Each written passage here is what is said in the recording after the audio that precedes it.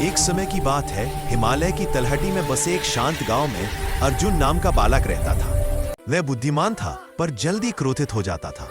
छोटी सी बात पर भी वह लोगों से उलझ पड़ता था। इस आदत से उसके माता पिता बहुत परेशान रहते थे। एक दिन अर्जुन ने पास के प्राचीन मंदिर में जाकर ध्यान साधना करने का निश्चय किया। मंदिर के महंत स्वामी विद्याधर गांव में अपनी बुद्धि और सरल स्वभाव के लिए प्रसिद्ध थे।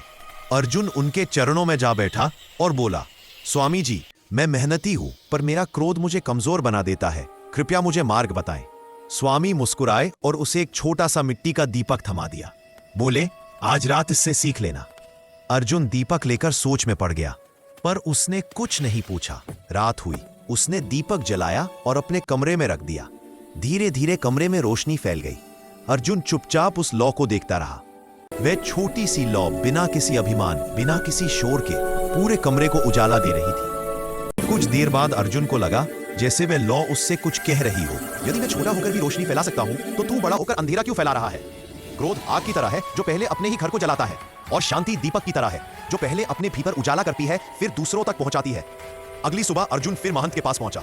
उसकी आंखों में नई समझ थी। वह बोला, स्वामी जी, दीपक की रोशनी ने मुझे दिखाया कि क्रोध से मैं खुद को ही जलाता हूं। अब से मैं दीपक की तरह शांत और धीर रहने का प्रयत्न करूंगा।